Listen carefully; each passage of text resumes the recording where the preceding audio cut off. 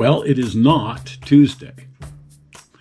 But I wanted to put up something that's kind of geeky and nerdy, and it's outside of the realm of what we would normally put up on Tuesday with this series on wiring railroads. But I just thought it would be fun to address from a sort of geeky, nerdy point of view. And that's that we've been talking about alternating currents and direct currents. And we said the analogy in all of this, the first analog we used is water going through a hose, but even when we talk about electrons going through a wire, that isn't accurate either. That's just another analog, which is a little bit better than water through a hose in understanding electricity. But if we really want to do a deep, geeky dive into the way electricity works, and I just thought, and this is of course based on my very limited understanding. If we wanted to get this correct, we'd have to run up to the university and grab ourselves a physicist or something. But as I understand it, the way electricity actually flows through a wire would be much closer to those fun little toys that you see where you've got all the balls hanging from strings, and you lift up one at one end and it comes down, it goes clack.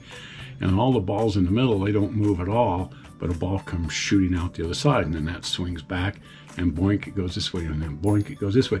And that would be a really super good analog for alternating current, that you simply took one ball over here and you dropped it, and now that energy is going this way, and then it's going this way, and then it's going this way, and then it's going this way.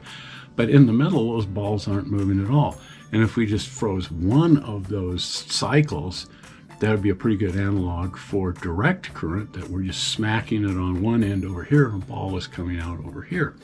So when we say, well, there's electrons moving down the wire, there's energy moving down the wire, but the electrons themselves aren't really flowing down the wire. It's more like that analog where you smack it at one end of the wire with an electron, and that'll cause boink, an electron to shoot out the other end. The electrons are devious little things that wander around the outside of atoms, and therefore around the outsides in molecules. And in the case of like a molecule, the electrons going over here from the oxygen over here to this oxygen, over here to this hydrogen, and back to this.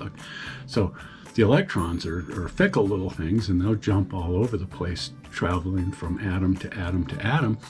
And in fact, in a copper wire, the electron will flow from this molecule to that molecule to that molecule, or this atom of gold to this atom of gold to this atom of gold, or whatever.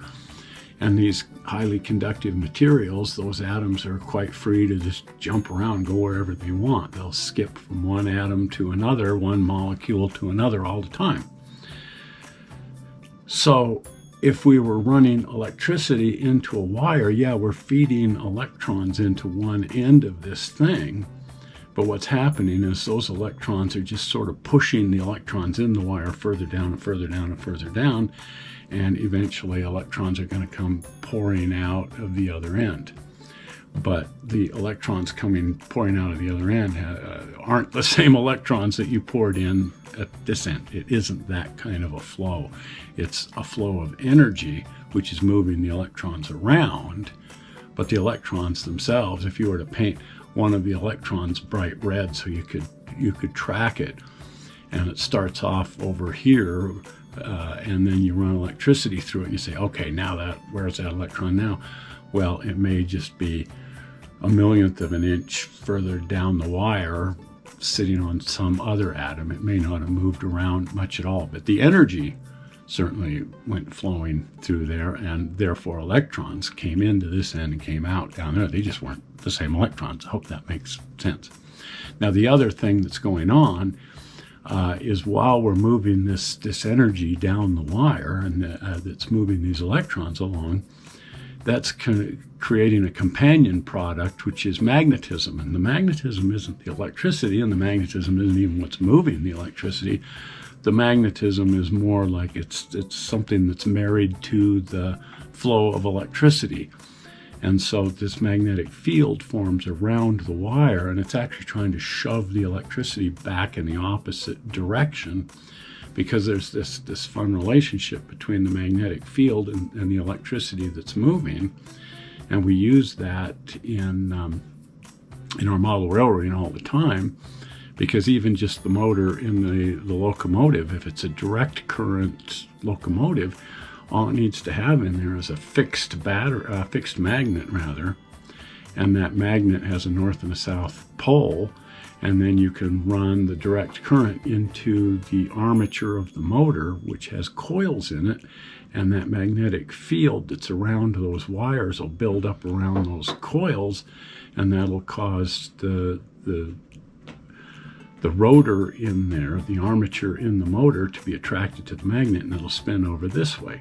And then you shut that magnet off and you turn on another one, and that toggles it up, and you shut that one off and turn on another one, and it toggles it over. And so you have a little commutator in there that says, okay, this magnet turns on, this one turns on, this one turns, and that makes the thing spin around. It's very simple. You can build these at home really easily. It's a DC motor is a very simple thing. And one of the fun things about a DC motor, makes it so good for running trains, is if you're running the power into the motor, say you've got the positive lead over here and the negative lead over here, that will make the motor rotate this way because this magnet's turning on, and then this one, and that'll make it turn around. If you want it to go the other way, all you have to do is take the two wires and reverse them, and that will make the magnetic field on here opposite of what it was, and that means that instead of the rotor being attracted to the magnet in this direction, it'll be repelled from the magnet and head that way, and it'll just go around the other direction. So with DC motors, it's real easy to change their direction. You just switch the wires around. It'll go the opposite direction. An AC motor, because the electricity is going back and forth like that, you can't use a permanent magnet in there. If you were to put a permanent magnet in there, the thing would just hum, because the magnetic field in the rotor would be going this way, this way, this way, this way, this way. It'd be like taking the wires on the track and moving them back and forth. So it isn't going to go anywhere. It's just going to sit there and hum. So the way an AC motor has to work is you have a set of coils on the outside of the rotor and a set of coils inside the rotor, and they're opposite from each other.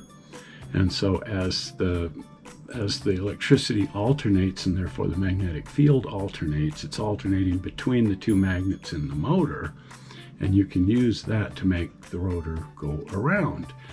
And so it's a little more complicated of a system, but it works really well.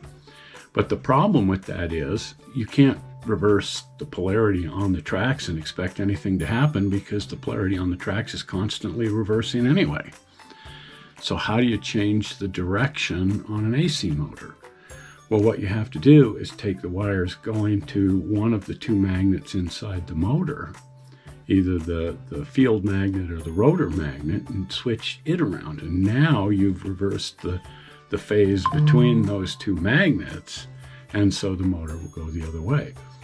So in order to change the direction on an AC train, you actually have to have some switch inside the actual locomotive. And on those very early trains, there's an actual switch on the top of the locomotive, and it says forward, backward, and off. And so you can just throw that switch. If you want the train to go forward, you move that over there, and when you want to back it up. But that means going over to the locomotive and throwing the switch to change the direction, or just shutting it off entirely. And so a lot of people say, but I want to control it all from the transformer like you can do with a DC. So they came up with several really fun systems for changing the direction of AC motors inside the locomotive, and most of them involve a little relay in there that will alternate back and forth. So when you turn the train on, the fields will be this way. You shut the train off, the relay click-clacks over to the other side, and now when you move the throttle forward, the field is different and the train backs up. You shut it off, click-clack, you hear the little relay in there go, and now when you move the throttle forward, the locomotive will go the other way. So on that style of train, every time you run it, it goes the opposite direction. You turn it on, it goes forward. You turn it on, it goes backward. You turn it on, it goes forward. It just alternates back and forth between going forward and backward. But then they came up with some even more elaborate systems for reversing those fields.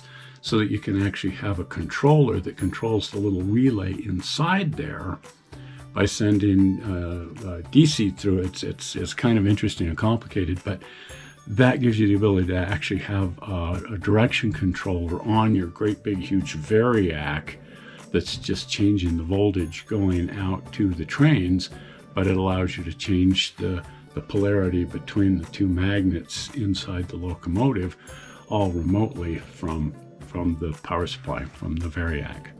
Anyway, a more complicated system than DC.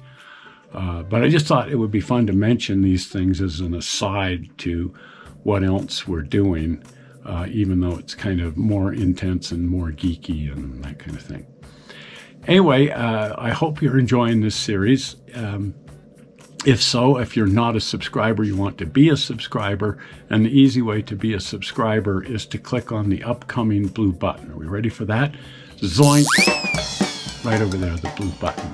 Well, we're not sure how you found this video on the internet. We hope you didn't find it boring, and we will see you here on Sunday with some Sunday stuff. We'll see you then. Bye-bye.